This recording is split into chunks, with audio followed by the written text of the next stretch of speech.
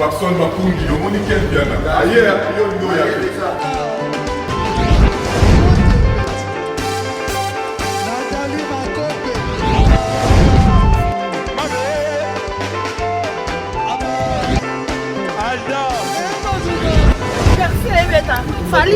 on va te là qui a donc Maramoué qui me bien.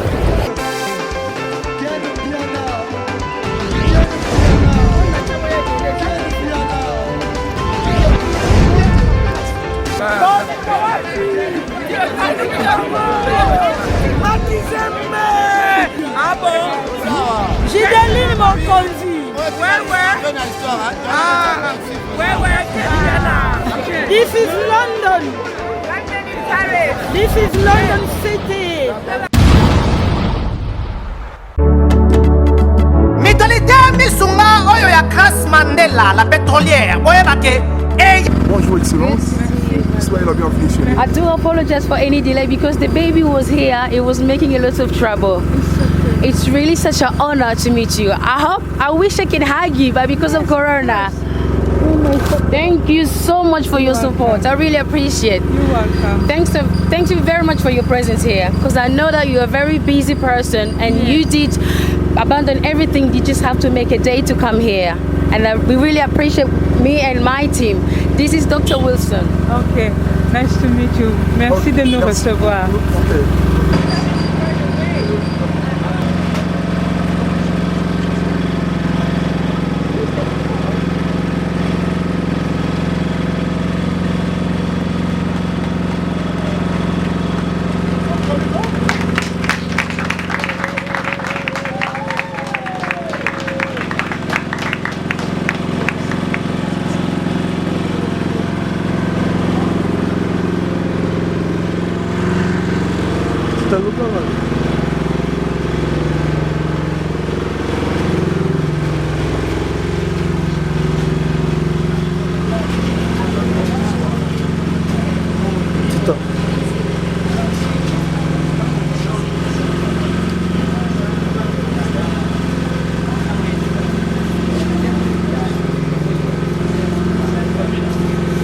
Avant de commencer notre cérémonie inaugurale, nous allons appeler les prophètes qui vont nous faire juste une petite prière pour rendre grâce à notre Seigneur.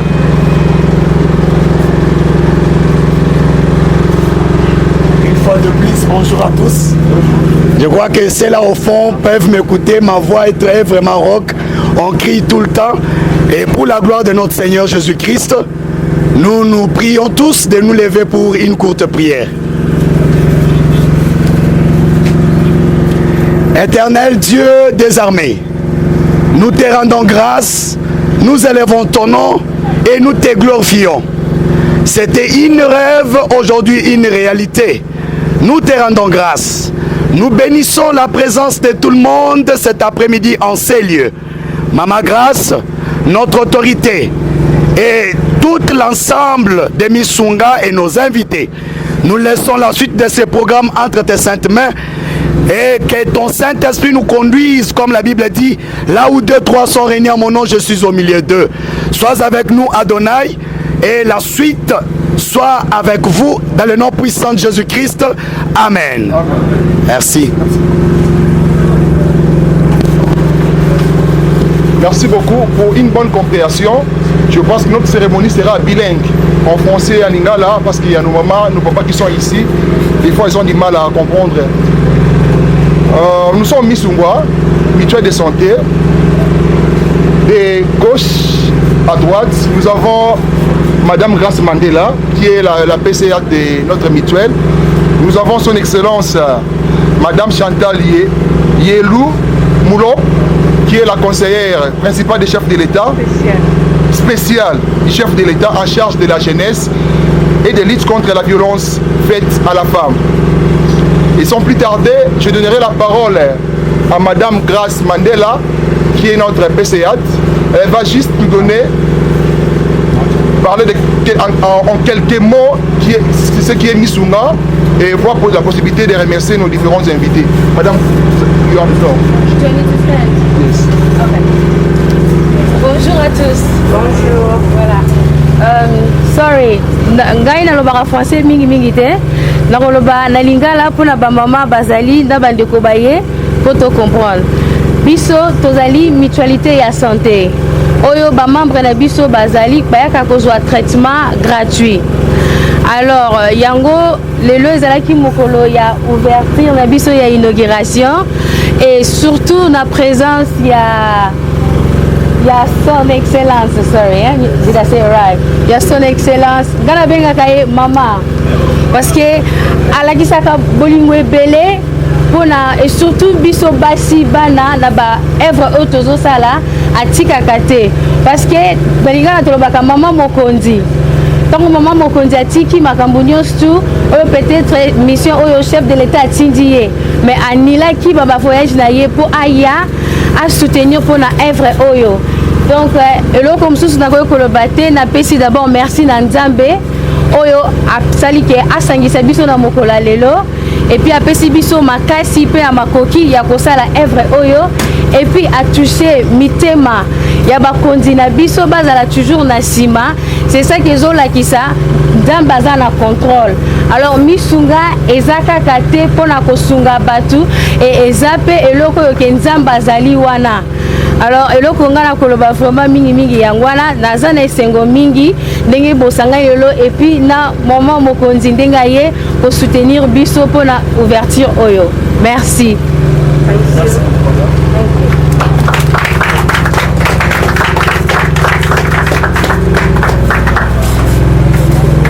Je pense que tozali na temps mingi te et tozubi no temps par rapport à le programme Kobanda.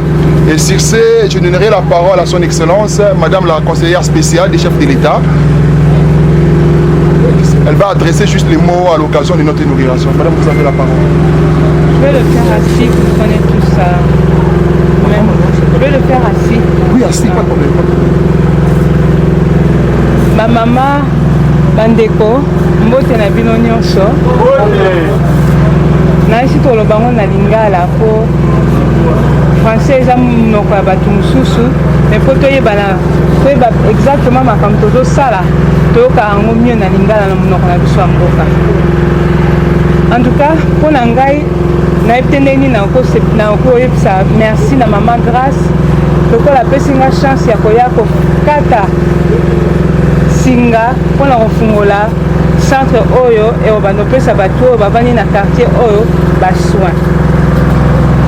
Mais nasepeli lisusu mpo azokende na vision oyo ya mokonzi na biso président Tshisekedi Tshilombo Félix Antoine oyo aza chef de l'état na biso na mboka na vision oyo azolinga ke baoyo nyonso tu bauti misika bazonga na mboka baya kofungola bacentre neti oyo baya komema misala awa baya kocreye bamisala awa baya kosalisa mpe bandeko na bango ya awa na makambo nyonso tu bayekoli na bamboka mosika.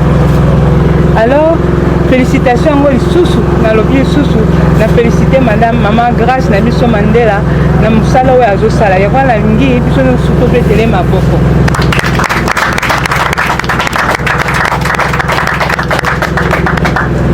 bokanisa bino nyonso tu clinique oyo amemeli biso awa eza na le standing oyo tobengaka baclinique ya VIP mais na mutuelle oyo mpe azoyela bino po ke basoi na bino ezala moins cher soki mpe gratuit ye moko nde ayebi ndeni na kosala mpona makambo wana nyonso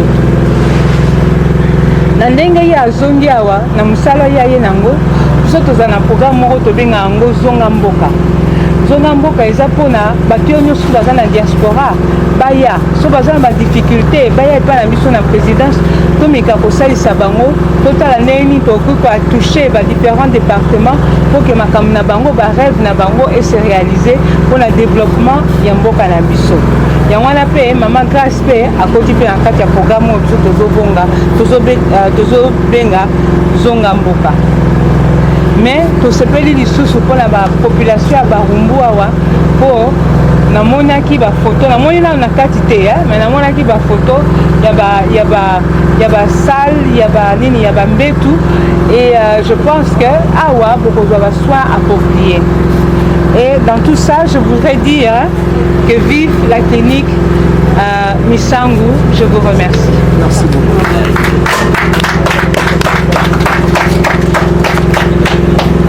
Merci beaucoup, Son Excellence, Madame la conseillère spéciale du chef de l'État. Et sans plus tarder, nous allons procéder à notre visite. Nous allons visiter les différents locaux de la clinique Misunga. Et après notre visite, il y a un de nos patients qui a vécu l'expertise de Misunga. Il a quelques mots à nous présenter comme témoignage pendant quelques minutes à la personne de M. Franco, qui va d'abord témoigner, ensuite nous irons pour visiter. Luambo, venez. Il va juste témoigner en quelques mots de ce qu'il a vécu pour Misunga. Témoignage. Témoignage.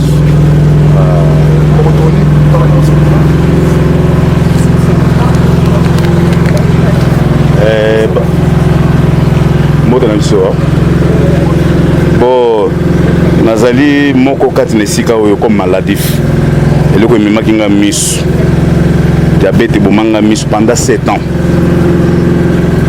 ezali nango te ke bacorrompre nga soki nino oyo ya réalité ya vie na ngai natamboli bisika ebele nakenda na baaction vision na basi bino boyebi na masina na nzela sifoko nakokende kuna bakotala nga basali bamakambo nyonso nde bango basalaka basirigien fin de compte okomona cycle mati onoloka cycle eza komata moye basimba yo ezali te fo kende susu na l'hôpital puisque bango kuna ezala kaka makambo ya miso enoke oyo tobeta etonga ceci cela non alors il faut zonga na bacentre oyo ozozwa soin là nde soki cycle ekiti oye donc yango esalaki nga 7 ans bacomplication ebele mais kolanda kaka bandeko baza kolanda kuna na mboka bapaya parce que biso presque toza na kati na mutuelle kolanda baza kolanda ono bameka nani kokoma nani esika moko songolo na ngiringiri na hôpital Misunga.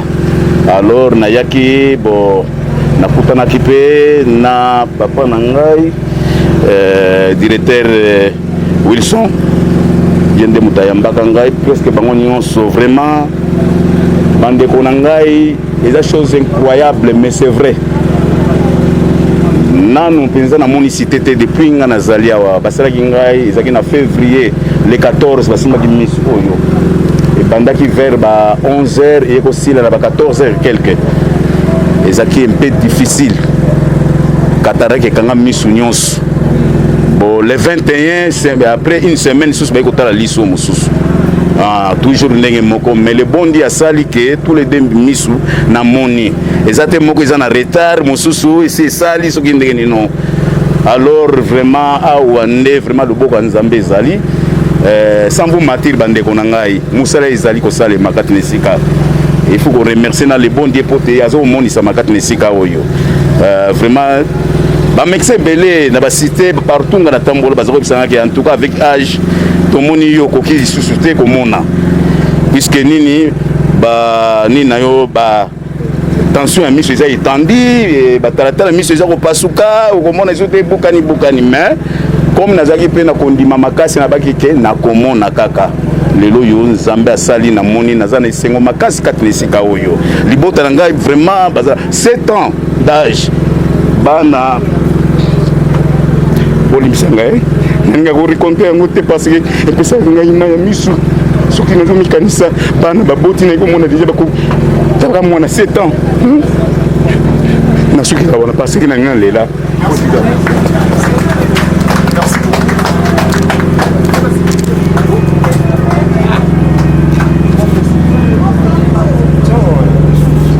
Merci beaucoup.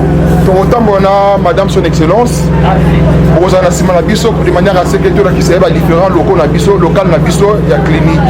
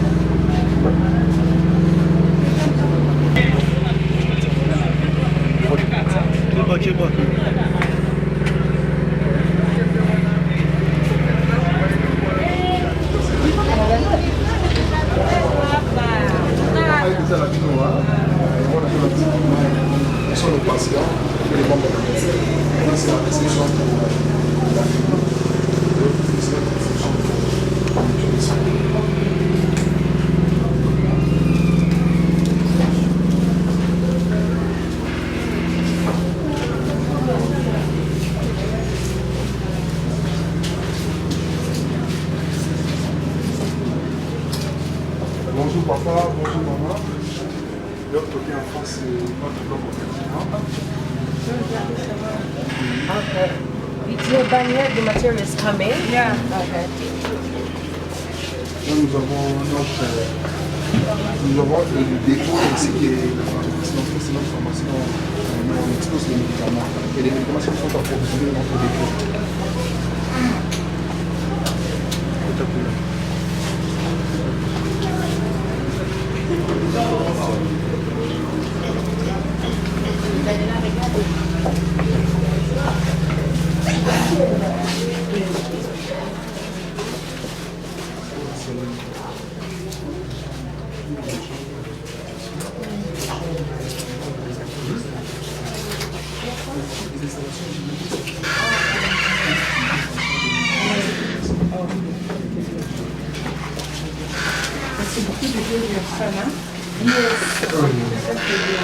Ici également, l'hospitalisation. Donc, la maman là également, elle vient de subir une intervention, ça fait pratiquement 2 semaines. Elle aussi, elle a fait plus de 7 ans devant l'État. Elle était en Afrique d'ici où on n'avait pas opéré, on n'avait pas voulu opérer. Quand elle est venue chez nous à Missunga, on a opéré, elle a récupéré la vision. Félicitations. Merci beaucoup.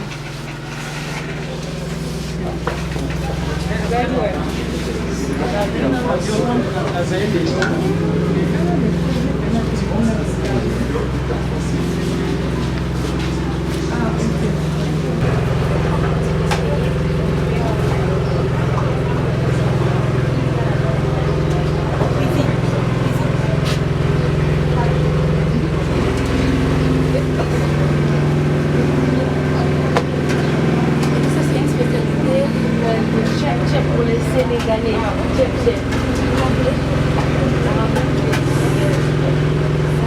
pour le portugais, on appelle ça en portugais baralhão de colado. C'est pomme de terre avec des matayabos. L'autre, c'est pomme de terre avec les jambons et le fromage. L'autre là, c'est pomme de terre avec les eggs.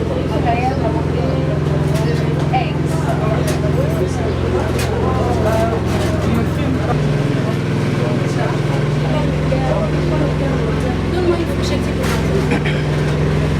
pour Maman, c'est ça?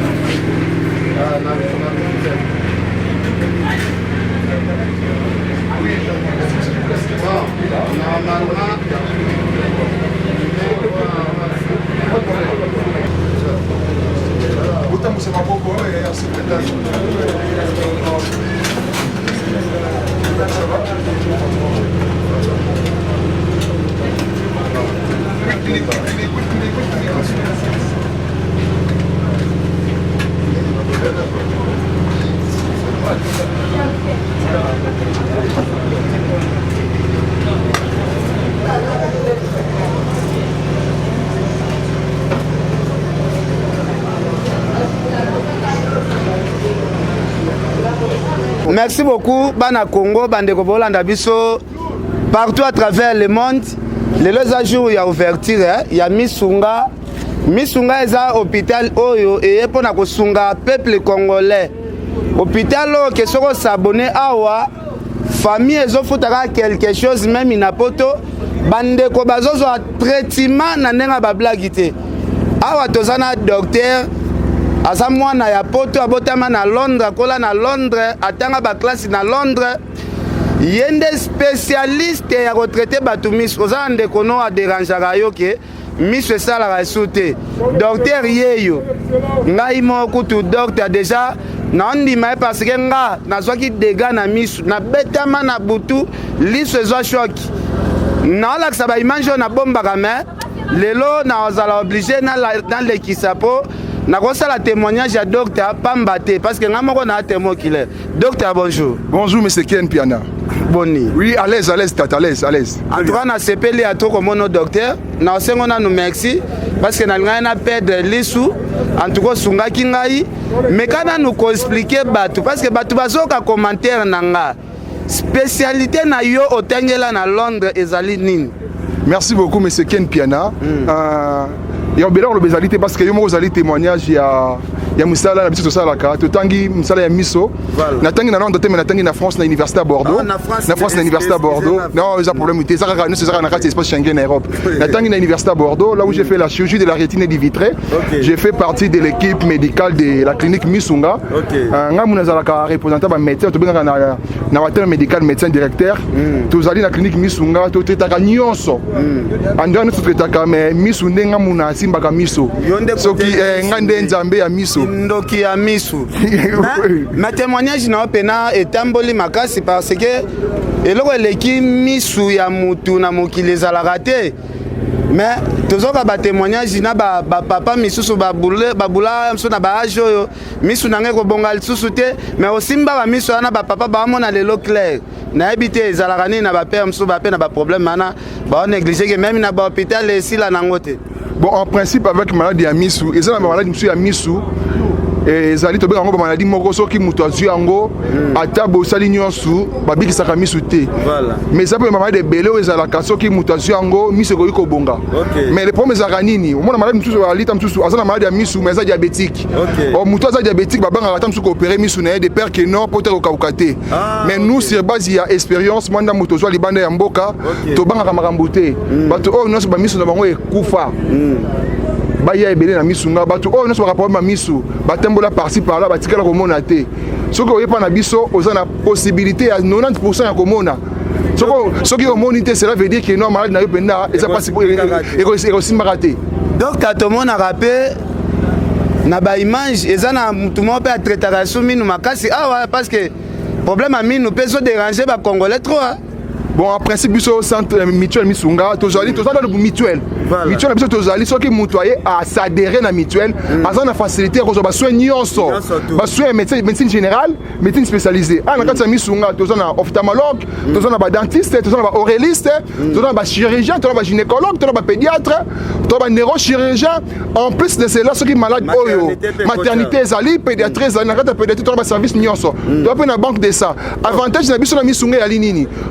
Na biso ke maladie na esengi tanga mususu to sangisa mayele na ba médecin ya libanda ya mboka to ko aider yo pour que yo ozo visa to ko aider de manière à ce que to solo mikanda et puis moko na biso avage na kuna to opérer elongo na baninga to tanga na bango na poto de avantage biso yango wana le soki yo kaka o adhérer na misunga ozo ko pesa ba cotisation na yo mensuel na misunga ozo un avantage au cas où maladie na esengi transfert misunga ko s'occuper na yo avec tous les moyens possibles pour que o ke ne libanda mboka pour que continuité ya soins ezala mais également soko yepa na biso na misunga ozo na facilité ozo lobby ko soko ba na lingala donc ata o mu kongo simba kati so pa na biso ekosimba Congo fait besoin de traiter les soucis. Oui, mais mon Congo, ça dit, mon Congo, c'est un problème, il y a rhumatisme. Au côté, au monde, bako kebele basali awa.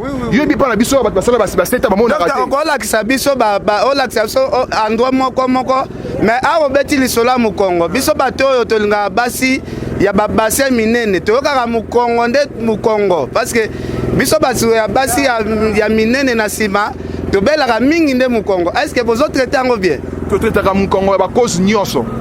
Oh mu Congo ya rhumatisme, oh mu Congo ba effort, oh mu Congo ya ba chirurgie. On fait tout chez nous à Misunga. Ça dit tous en équipe ya médecine générale et puis tous en ba spécialiste oh ba ya campus, ba ya pour que renforcer. C'est qu'il faut kabelanga mo ba kisi na ke nango fo.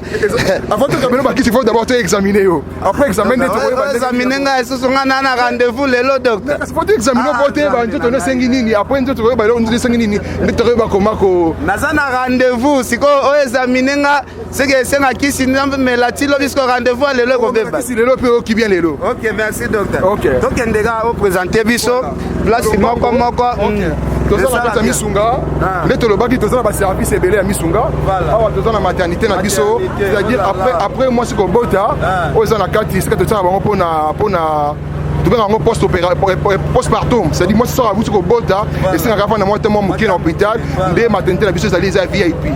Oh est-ce que ba bébé baza o ba bota mi na Misunga? Ba bébé bazali belé. Ba bébé Misunga baza. Bébé Misunga bazali belé. Na muta tembe fort, na muta tembe mabe. Ponga ki ba bébé ba ya mais mbilinga nde esali boye ata bebe moko aza ateke abotaki ata lelo bien lobi mpona biso accouchement ezalaka tellement bien soki bebe abotami après 2 jours fakende mpona biso makambo ewumelaka te awa totambola nayebi te docteur apresente biso. Voilà, alors tokende awa toza na pédiatrie esika bana bazalaka so bana baza malade esika totiaka bango awa pédiatrie na biso ya misunga yango ya misunga mpona bana mike. Ok, ça va tokende mwana ngambo kuna le malade bozomona pédiatrie eza awa mwana asileli yo makila oyemba papa oyo asala seta monaka te asala seta monaka te papa est-ce que makambo zolo osala seta omonaka esu te bana ye wana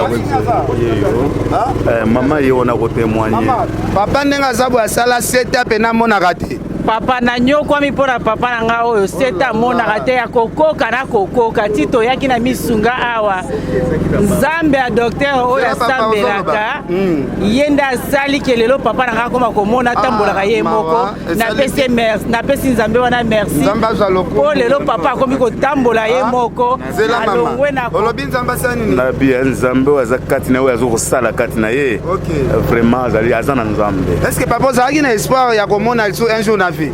Bon nga nazalaki na espoir mokili eza kondima te voire me basali na nzambe bele mwana cité baeglise te mosusu koyoka o te prophétie bon fait de compte oyokaka bazotuba ngai bambeli to na mitema ke nzambe atalisi akomona te c'est cela nzambe alakisi baprofete yake yo omona te siko omoni nde excuse kaka nzambe wana na mawana kutu ye na salle top na isake tika na benga basali babondela bango baboyi babite yo moko na tosambele longo et puis pour biso misunga tozali en dehors ya nzoto topesaka boye tosambelaka nanu losambo liboso parce que mayele toza nango mutu apesa biso nzambe donc nzambe tosambelaka nde apesaka biso mayele ezalaki na balabala oyo ya ngai na commune ya ngai na quartier nga na koloba no eloko te singa nazali soki nakomi lokola dimanche passé nakomi kaka mpona komona bana ça fait longtemps presque 6 mois yango na basi na kati hôpital oyo oyebi ke balabala mobimbe komi matanga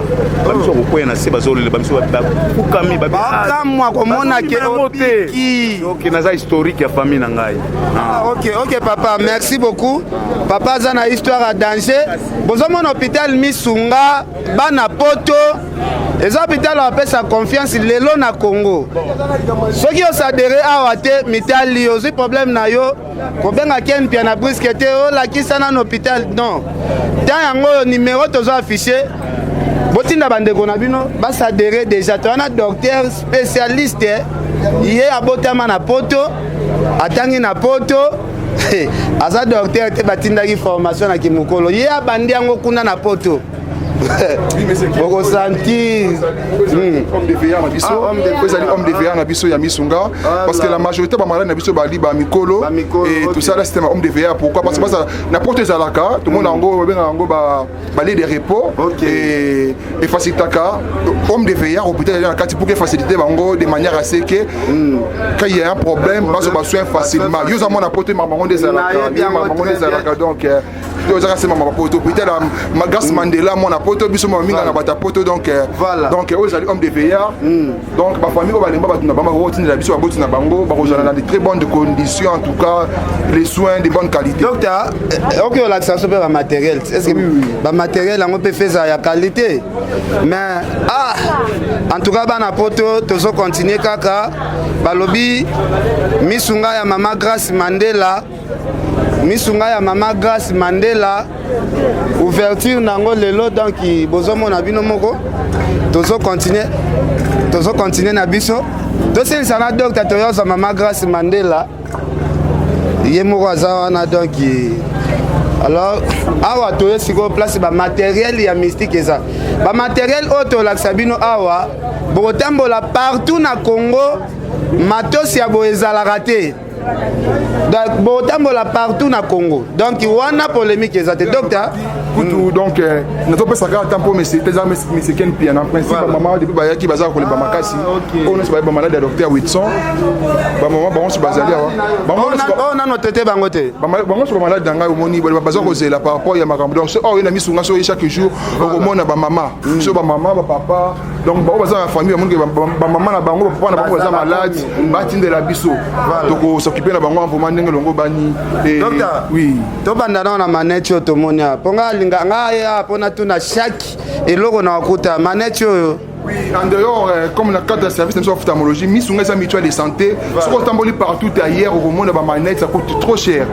Mutuelle de santé, Missunga, madame, grâce à ça, la biso, dans mon co, ma manette, c'est à 100 $, $300 Libanda. Madame, grâce à l'ongo, l'ambon, on est sur les colos. Ça dit, sur Yekaka, après consultation avec $25 ou $30, aux ana manette, na mentir, na nyonso, ma pesio. Les nets, mis à $25, ils ont raté. La biso, les nets, c'est les $30 réalité. Si quoi, docteur, Zolo, bangoga, na sentiment. Caméra ya biso to kende komi ono biso boye para biso misunga yokana no para biso misunga madame grâce à ça là don ba maneti ya poto et ya awa na la pilai nandimite za va $25 si ça ba maneti ya poto et ya boye madame grâce à longola mbo on sur likolo $25 $30 aussi na ba maneti oh ba unité no ba combien on a raté so na misunga au mona unité nyonso mais docteur eza imagine ni parce que place ba sala la maneti yango eza na à $25. Tu peux sommer en likolo à $25. Botier boye na habité ça. Madame Grâce Misunga la nini Misunga. Madame Grâce motema munene ya bo mama alonge en Angleterre aya pour qui a aidé ba maman na biso. Congolais monge longo bani aye pour aider maman na biso. A telle que population congolaise baza na bongo makasité. Si c'est maintenant c'est dit bon. Yinda ali boye a fouti bon ali kolo o etikali bino bo futa. Donc madame Grâce ndi asungi ba maman ya Congo, asungi ba jana Congo, asungi ba congolais. OK. Token de score koto yo. Papa, chaque appareil, l'équipe s'en va moi boya. Pour toi, parole n'ango pena bien. Toi, parole n'ango pena bien parce que bateau balanda biso. Bon, donc appareil les années fonctionne comme à l'étranger. Au moins, on a comme une poto. Les patients sont baillés dans consultation directement. On a pris le vaccin vito. Au moins, on a biso. On a ophtalmoscope. On a ni tensiomètre. Au bundo on a biso déjà nous incorporé avec oyo prélection. C'est quand il s'appuie et pour lever tension et pour lever. Après lever, tout ça là éviter. N'allons la jaquette. Tout ça la live vite. N'allons la jaquette. Bon, bien atika ngora bo. Bon, on a préféré, on a expliqué yo et puis on a reprélevé au poteau. Tout ça la makambu. Maman poser la docteur, papa il y a temps et puis maman va l'aimer ma casse donc vraiment d'ailleurs des abo ba c'est là yo pour traiter. C'est que docteur to to privilégié ta ba malade. OK, en tout cas merci beaucoup pour la compréhension. Pharmacie pesa kuna ba botala ngora likolo. Compréhension. Maman va c'est la ngai donc na. Maman bolobi. Ah ok. En tout cas, docteur moi to za minute mingi ezate. Et agence ba na mboka ba bengi na kombo ya Maxi Agency. Ba profiter qui na journal le pour que ba procéder na remise il y a prix d'excellence par madame Grâce Mandela. Ou bien avec maman Misunga. Sans plus tarder, je vais appeler les représentants de Maxi Agency pour passer à la remise de ces prix d'excellence à madame Grâce Mandela. Tu peux mettre là? Je vous en prie. Bonjour à tout le monde, bonjour Excellence. Biso tozali structure moko tozali ko accompagner bandeko bazali ko sala musala malamu na ko encourager bango na musala bazali ko sala dans différents domaines. Alors généralement, vous savez que ceux qui mutazo sala musala malamu ils aura toujours bien qu'on reconnaître ba mérite to bola mo azali ko sala pendant que mutuana azali en vie. Généralement tout le monde a ke ba comme une habitude ya ko honorer Batou tant que Baza soit invité. Alors nous avons pris l'option, il y a quoi encourager Batou. On a tant que Baza on a beau moï, tant que Bazo on a pris na bango ils ont fait ça encouragement et qui va continuer ko sala misala malamu Baza ko sala. Alors pour les cas d'espèce, tous qui une organisation monte au sala qui au mois de mars pour réunir ça qui va maman et belé au Baza ko sala musala munene na kati ya ville province ya Kinshasa. Alors maman Grâce Mandela pas à qui retenu parmi les lauréats et ça là qui en déplacement né yango lelo to profiter na occasion oyo par rapport à la manifestation pour te remettre et prix oyo pour encourager par rapport ya musala oyo azali kosala na domaine ya santé pona kosunga bandeko ba congolais. Donc raison d'être na biso katnesika oyo yango wana na tambolinga monte na tambola avec une petite équipe. Tous une équipe il y a 12 personnes mais tu crois qu'il y en a d'union sauté.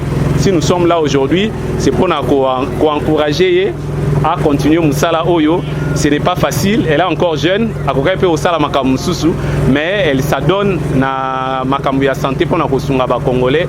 Alors manière na biso ya ko reconnaître ya ngoto ya ko encourager ezali ko remettre ye prix oyo pour à chaque fois que arbanda kotala yango aloba ke non batmo ba sepela na musala nazo sala mais il faut na sala sous koleka o peut-être na mikolo ezali koya ba koya susu ba komona nga peut-être ba ko encourager nga.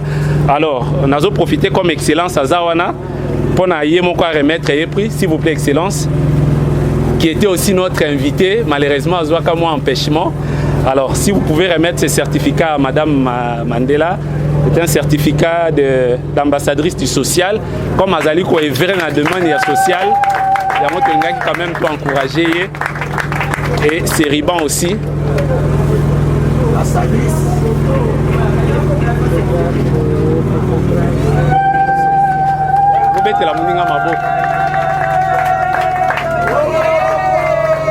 En tout cas, félicitations et une fois de plus, merci aussi à l'organisation. Faites le bien pour continuer du sous-sous, donner encore les meilleurs de vous, continuer à travailler. Ce que vous faites est noble. Comme je disais tout à l'heure, vous êtes jeune, vous pouvez pas se lancer dans Makamu sous-sous, mais ce que vous faites, c'est vraiment noble et vous allez encourager. Merci aussi à l'excellence.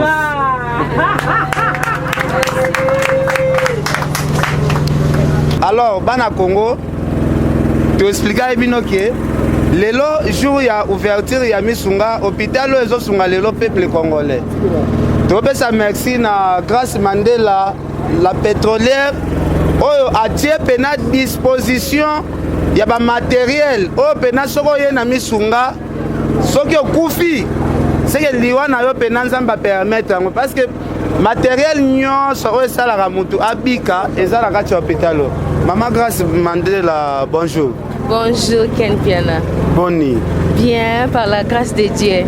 Alors, les jours, il y a ouverture, il y a Misunga. Cérémonie en Welekinde. J'espère que vous avez une image aujourd'hui. Nazana dans des konanga à Londres, Team London. Batiki ngaite mutana bango tozana la charmante. Horizon, les grands sponsors. Et puis tozana les grands boss. D'accord, bon, moi, la musique kuna. Donc, bon, la Misunga est parce qu'ils ont un grand sponsor, on a batindi vraiment pour soutenir Bisso. Donc, Nazanga mon côté, Naza Lekia Bayaye Belé. Ok, alors, Grâce Mandela, Nga Bela nous, étant que journaliste, c'est parce que Osali Misala est belé, non. Il y a un concert, Bozala qui n'a la charmante. Pour ça, n'attends moi Boyko. Pour ça, n'attends moi Boyko, maman. Ah, au sali, non, il faut qu'on encourage parce que aux autres, côté à chaque domaine, Moussala presse aux alars salango bien, les loyers na Moussala au Sungabatu cadre de la santé. Oh, côté on l'a géré mon coup, va payer pour mon patron, mon n'a pas $100 en plein d'émission. Maman Grâce Mandela, côté à la lélo likanisi à Rosal hôpital et où t'as gagné en et où à partir à ONG tozango na na fondation ezapé sikoyo misunga ezaka gate que ils ont traité batu to sunga kapé batu tozaka na ba moment moko tokena ko visiter ba orphelinat yes exactly ko pesa moi badon alors ezala ki kaka bongo te donc mobile nanga papa Moïse et nazo pesa mbote sika azali. Yes, na bosa ni été ye mutu akonseyanga tango nyo salobi tango zo saloza ko aider eza bien mais siko na ba mbongo na yo moko il faut lukelo ko moko o create do you understand yes ne siko na ba idée na yango sala ki ke to sala mutualité moko pour aider surtout pour na ba diaspora o bazana ba famille awa to yebi na bande ko beleza kalem na poto mbongo eza pasi hein ko fana bon mama ko ba sengi yo mbongo kuna mona eza te kuna to vivre na calcul na salaire no du siko ce que se retrouver ko de l'autre côté. Alors, tu vois que l'autre côté, tu as pour investir sur la bande kuna. Parce que Misunga, tu as la casse qui est déco, a eu maladie na Congo. totalaka mbongo te totraite d'abord après ndeko ya poto atindi mais malgré ça bakimi mpe biso na bambongo ebele tokolemba mpe kaka kosunga te parce que motema nzambe apesa biso ya kosunga parce que ntango tozosala bolamu ebele ntango tozotelema boye parce que nzambe azotala bolamu tozosala ozokomprendre yango esalaki ke tomema misunga oyo yango lelo ONG Fondation Grace Mandela yango eboti susu clinique misunga Mama Grace nga na wasengo merci parce que biso mama biso apika crise ayaka awa apika crise depuis 2 heures nzoto ekomi malili toyebi ke toperdre mama te naapesa pena témoignage toye na mama awa docteur kuta atindi biso kisi moko boye toyebi ke kisi wana tomwana biso yango te docteur akosa biso naoloba soki tokendaka hôpital mosusu en tout cas sœur Angèle Mouswaili ya koko sœur bébé babeya topesaka sœur na biso oyo atelemi ya merci parce que soki hôpital na ye te nde lelo biso tozalaka na mama te nakamwa mama ya biso asutuka neti na ndoto aokamwa nakomi miyibi bakotelinga na chambre oke badocteur ozo comprendre en tout cas eza hôpital ya bien na osenga bandeko nyonso baa na poto bopesa yango confiance kaka hôpital oyo nga na betama frappe babandi bablokanga na butu frappe à la mort misu oyo ezalaki deja ya kufa kaka hôpital oyo nde sungai ngai en tout cas baimage na nga mpe ya misu na les efforts incliselenga parce que eza témoignage ya monene en tout cas likanisi oyo esala biso bien mama Grace kolongola garçon bato aza docteur atangane na poto mwana poto kolongola ye kuna po ya kosalela na Kinshasa yes boyokaki ntango conseil spécial ya chef de l'état alobaki makambo président alobi biso kuna toya nde koinvestir awa eza mboka na biso aza jeune aza mayele akoka kokanga ngo sika moko te alors fa ya kosunga mboka na ye alors ntango amonaki misunga appréciaki yango tokutanaki tosololaki mpe topropose pourquoi pas tosala eloko moko tosunga bandeko na biso tala lelo bamama ebele na misunga bazalaka na baproblème ya misu mingi bayaki baaveugle lelo bamoni grâce à misunga mpe grâce à docteur Wilson oyo ezolakisaki mayele tozozwa na mboka mondele nde tozozonga nango mpo toinvestir na mboka na biso lelo badocteur ya minene mingi bazalaka awa bakima na bao bakoma otete bato na bangola bakoma baspécialiste na bafruit du sud beaucoup exemple ya ndeko na biso docteur te atiki poto aye awa mpe mère boni se présente nanu mponga na boyi na nga na présente. Bonjour la grande famille, c'est la charmante Bibi Swami, la dame de fer, l'étoile montante de la presse, Salima, la plus belle de la ville, Yewana, la Kachabakine. À côté, il y a Grace Mandela, aux petites sœurs propres, Ken Piana, la famille. Bibi Swami, Bozalaka, Rosala, Place Moko, et puis Navie Francis Pro Digital, Marati Kabiso, qui son âme repose un peu. Vraiment. Lelo, Bozalaki, Kosala Musala, ya chronique. Lelo Grace Mandela, Tomoni, afandisi makambo minene. Et bongo yope, ozata na likanisi moko te. Merci Ken Piana Zara songi aliga bimisa marambala charmante bala oye bomba ngasa le bongo yo tikali kaka focaliser makanisi mukuse vraiment la charmante à la katakin c'est pour une raison ndeka ken la lingi et bimala misu na bino donc biso toye to longwe na diaspora pamba te tozoya poto to pesa quelque chose na mboka na biso nga na ye na monde de restauration le restaurant rapide auto bengi kebab shop yango nde to memi awa bino bo benga ngo charama yango to sala c'est pas loin aussi à Kabamba donc yé kota hôpital santé ngala memi su ko baksaka na kati ya santé biloko rolia voilà pour to rapper otika biloko pourquoi pas na kati hôpital et sungara ba malade donc c'est ça tous travailler vraiment d'un commun accord on est ensemble. Merci beaucoup. Ba ya pamba te bana Londres ba ya pour ensemble ça. OK, merci beaucoup. Awa nde komi place moi kanyaka ekobimate ya muke siko botambola pe na patron lisusu boende azalaka na poto mebino bobenga ye patron na biso silence millionnaire horizon mokrama ana kati ya madé horizon nani mokrama horizon mokrama konote Ken Piana nga abana pesa yo ata question moko soki a promettre à avant na pese question namona ata dollar ata moko natia mpe na posi te tala namona ata eloko moko kuzu te mwana pino bana poto bwe bobenga mutu patron seke mwana mukongo alingaka visibilité te na mwa chweke Grâce Mandela, est-ce que c'est vrai ça patron lakisanga ta poto te la kuzu boni ba grâce ba bi capacité la ngai na pesi grâce à félicitation makasi parce que c'est là bino famille na bino ezalaka mystique yo le ozaleki ya Jerry Mukuba bino tu bozala na Londres ya na tofanda tolia malewa ngabi mwana poto abengisi nga pena mwana poto ampiakere bondene tolia malewa abitoke ndotala ba chantier place pas la place ka ezanga na ngotina toki otala ba chantier tokinda lemba bonata immeuble yaye alongoli nga kuna toke wileri bo mususu yaye atamusanga na plus de 5 chantiers leki ne lisusu seke eza lokola famille bon ezali lokola famille tozalaka bacourage depuis tobotama tokomi na age oyo bon ngai naki mingi koba makambo na nga te ngai linga koba makambo na nga te nayaki kaka mpona koremercie Grace makasi na courage oyo mai eloko asali parce que ayebi place tobanda ndenge nzambe bapamboli ye asali eloko na ye nzambe bapamboli soki esalaka oyo te kendekende mwa ebelebele ngai natuna nanu na makambo bino bosalaka ezala papa na bino nde azalaki bongo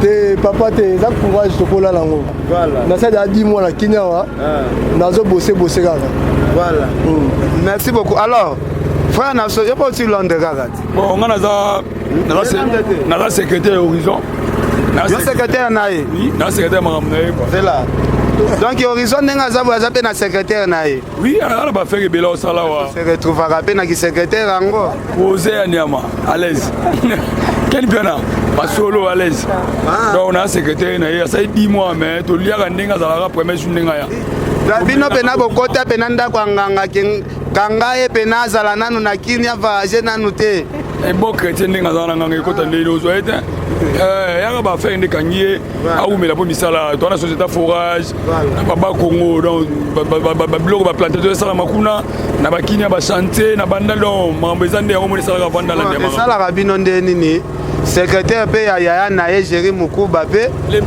bosololaka bien mais Horizon naza baza mi nanga da France tokoli même aveni tobotami totangi na ye ti akei biso tikali donc les blancs na pe ya Jerry wana pe ka ndenge mo est-ce que bosololaka na secrétaire ya Jerry Mukuba mutu na ngai ti bongo Jerry Mukuba mpe bakomi na concurrence ya bandako ye soki leki asombi aye mpe aye na tieka libaya mpe wana so concurrence esala mpo mutu amata makasi concurrence esala na vie leki mayeleke bon yango wana concurrence esala mutu amata na vie kua yo mpe secrétaire ozoloba ebele boye concurrence esalaka wana aza fe na biso tobanga toyebi kaka grand frère na biso ya mona moi liboso torespectake makasi ana biloko ya danse mais biso tolanda lokone kua voilà alors esalaka mpe bien parce que wana ezaka yaya apesako ka courage bongo depuis kala ngai talakenda Londres nakuta vie awatanga mbongo likolo ya mbeto oui awatanga mbongo likolo ya mbeto kotanga boye 20 000 omona apesingaka 20 livres atangi 20 000 mais apesingaka 20 livres te je vous habite naye mpona prouve vie ke nanga mpe mobali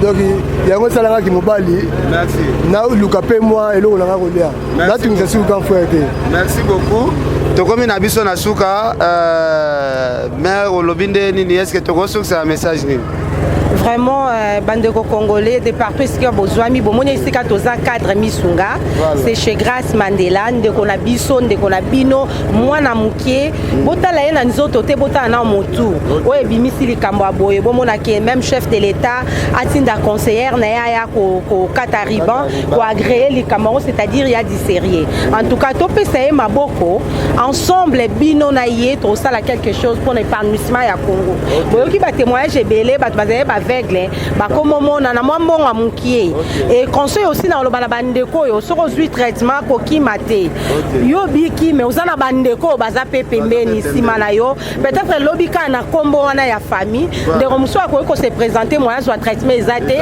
parce que yo so bebisa voilà donc na nenga zo pesa biso opportunité wana ke basungi na moto après to futa mbongo ata na malembe to salango na ko remercier lisusu vraiment Ken Piana komona susu azape moko ya mwana ya papa français na zape na mwana digital moko ya mwana donc to apena famille to botami na papa moko musala kitoko continuer ndengwana ndenge ka ozala motema malamu gentil ko baka ndengwana botala ete na oyo eza media o nyosa oloba so abimika na porta caméra kangami azongi Ken Piana merci na ba makizembe nyoso bakuko bele na bino nyonso esika bozwami kala te na osepela pe na mono ya ocha aussi liboko na kati ya chez Bienvenue Royal nakoya en tout cas danger merci beaucoup bébé de la presse to soki wana merci Mitolite misunga oyo ya Grace Mandela la pétrolière boyeba ke eye na idéologie ya sika donc soki papa to mama avali kopela awa na kati ya bakini komitungisa te ya kotitaka mbongo na kini kaka soki obengi na limero oyo oza mobimba ndeko yo na kini akozwa soin de santé gratuitement na clinique misunga batieli bino wifi ya opele surtout ke bazali na internet au début donc soki ndeko na yo avali kobela olingi oyeba état de santé na ye okoki kobenga ye sale kukuma ozwa ata interférence na nzela mama boni santé nakomi bien soki ndeko na yo azwi occasion ya kozwa basoi na mitolite misunga yebake kuna na ntongo oza mobimba na petit déjeuner mpe na pokwa yebake badive ezali mpe na pointe po okolia okondima teke ozali na hôpital bazali na basale ya opération sans oublier test oculaire donc oza mobimba ke na mitole misunga ekosalaki misu na yo ezonga lokola na commencement na clinique misunga bazali mpe na dentiste minu ekozonga tumu pia misunga batretaka mpe katarak yebake okomona pepele ya mbetolo lokola kaka éclairage public ya New York misunga santé tala na clinique misunga oyo ya Grace Mandela la pétrolière est kembe ezali eza te